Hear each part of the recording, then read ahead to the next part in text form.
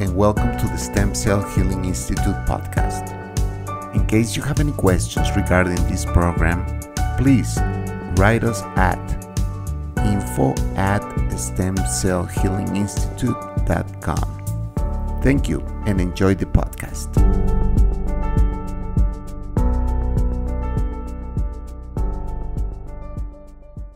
Hello and welcome back to the Stem Cell Healing Institute podcast. We are here once again with Dr. Sara Figueredo. She is the research and general director of the institute, and she is here today in this new podcast. How are you, doctor? How you doing? I'm very well, Luis. Thank you so much. Thank you. It's always a pleasure talking to you. Great. It's good to have you back. And doctor, we have a very interesting topic today that involves kids with autism. In this case, I would like to ask you how the stem cells can actually help these kids that have this condition. That's a super question. Autism and ASD, the whole spectrum, is a really, really popular treatment for us, for children. We treat children from pretty much 4 years old up to 12 years old. We always recommend that the children are younger because they're more plastic. Their brains respond better to the stem cells. So we have really good results in that age range. And so with ASD and children with autism, what we do and what we see are changes, improvements in behavior, improvements in social interactions, improvements in how children respond to their environment, to stimuli, which a lot of children with autism, they don't respond very well to, say, loud noises or different people or changes in environment. They tend to need a certain routine, a certain structure, and anything outside of that causes havoc in their life and in their mind and in their being. And so stem cells can help with so many aspects of the characteristics related to ASD. I actually heard just not too long ago one of the testimonials of one of the mothers.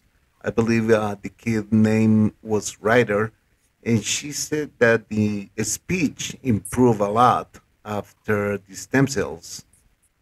Yes, and that's right. Thank you for bringing that up. Yes, speech is a huge one, and the way that the children eat and the types of foods they eat and the variety. So speech, in that we come across a lot of nonverbal children who actually start to say their first words at the age of 5, 6, 7 after stem cell treatment with us. And also echolalia. Echolalia is a condition usually related, very often related with ASD, where patients and children constantly repeat something that they've heard. And that's echo, hence the word echolalia. And with Ryder, for instance, we saw improvements with the echolalia within months, if not weeks. And so that was exactly. So, speech and nonverbal children starting to speak is another very big characteristic and improvement that we've seen with children. Well, yeah, when you hear those testimonials, it's actually very exciting because we can actually prove that this works. So, doctor, what kind of improvement can the parents see on their kids after the treatment? That's a super question, Luis. I can never. I would be God if I told you that we would see this much improvement, or or we will see this, or not this, or. However, what I can tell you is that so far, in every single case that we've treated, ASD or not, we have seen positive improvements. How much, what percentage, I can never tell you. The worst thing possibly that can happen is we don't see any changes whatsoever. That's the worst case scenario. We've never, ever, ever seen anyone that would regress or get worse. Um, However, in all of our cases, we have seen some degree of positive results, whether it's 80% or 20%, but in all cases, positive results. So we're very, very happy to report that. Um, and like I said, that could be improvement in any or all of the characteristics that are presented in a child that comes to our clinic. And what will be the method of deployment of these stem cells for a kid? Mm-hmm. Yes, we treat ASD in the same manner as any neurodegenerative condition. And with ASD, we don't consider it a neurodegenerative per se. We consider it neurodiversity. So there's nothing wrong with these children. There is absolutely nothing wrong. In fact, in terms of them being normal versus not normal, they're just different. The way that they think, the way that they operate. We have seen geniuses and prodigy children that are on the spectrum. And I bet that there are so many successful people that we see in the world that are most likely on the spectrum, which is pretty incredible. I find it fascinating. So yes, and so the way that we deploy the stem cells, as I again is the way that we would do it for any neurodegenerative condition, and so that would include intravenous with mannitol. The mannitol is a natural sugar that allows the stem cells to penetrate the blood-brain barrier. So for a short time, the parenchymal cells of the blood-brain barrier shrink due to osmolarity changes, and then the stem cells get through through the gap junctions between the cells for a short time, and then that closes again. That's just a protective mechanism for our bodies to avoid any kind of toxic chemicals or noxious materials to enter the brain. And in this case, we want the stem cells getting to the brain. So that's number one. Number two is intranasal aspiration, which is a nose spray of stem cells. So that goes, again, it bypasses the blood-brain barrier and goes directly to the brain. And number three, intrathecal administration of the stem cells, which is right directly into the cerebrospinal fluid, which is akin to, the procedure is akin to doing a lumbar puncture or an epidural, just slightly different, but more or less the same. And so those are the three methods of deployment of the stem cells. Oh, by the way, and we do all three. We don't choose one or the other. We do all three in one treatment.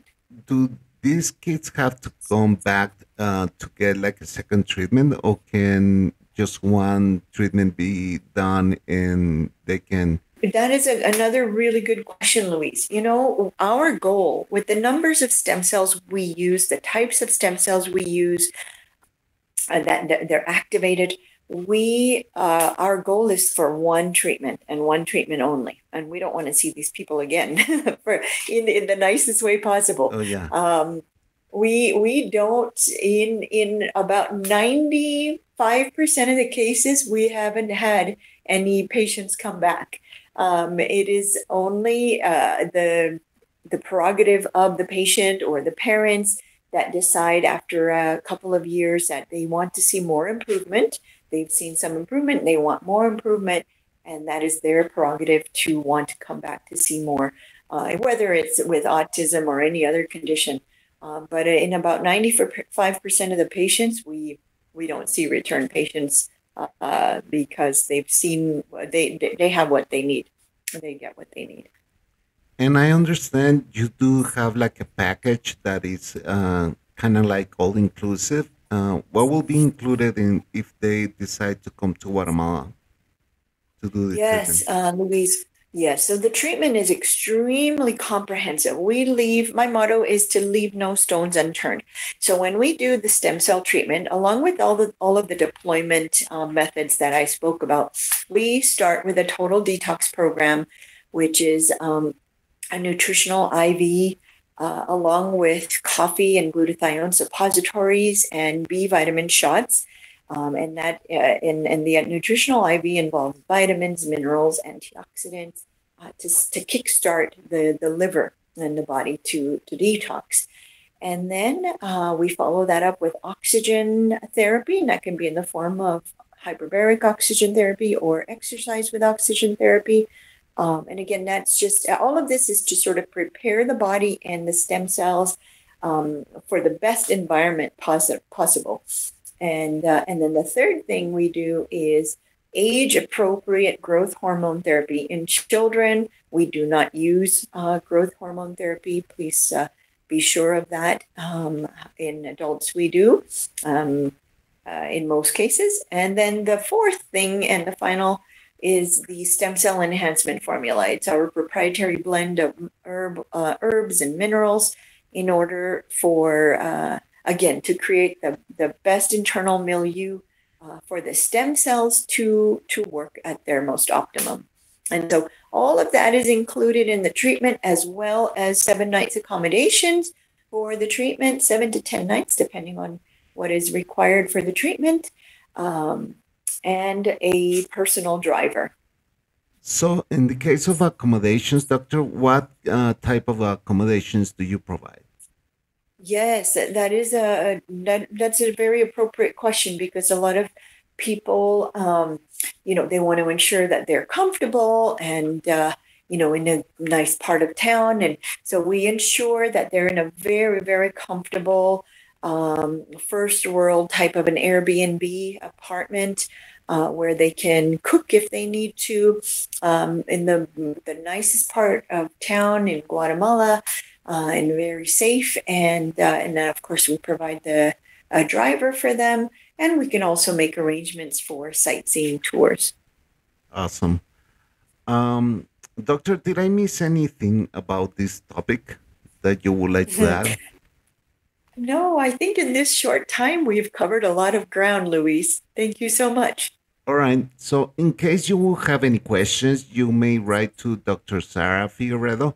At the end of the podcast, you will find all the information how to contact the doctor. Well, once again, doctor, it was nice having you here in this podcast.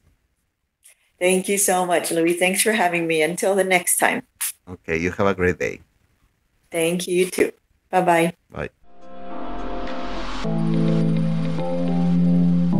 If you want to contact us at the Stem Cell Healing Institute or Dr. Sarah Figueredo, you may do it by calling us. In North America, you may dial +1 209 690 7836.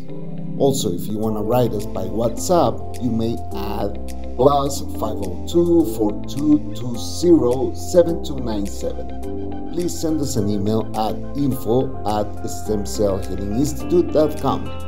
And don't forget to visit our website, stemcellhealinginstitute.com. Also, if you like to recommend our treatments, you may find us on Facebook at Stem Cell Healing Institute. Please follow us on Instagram at StemCellHI.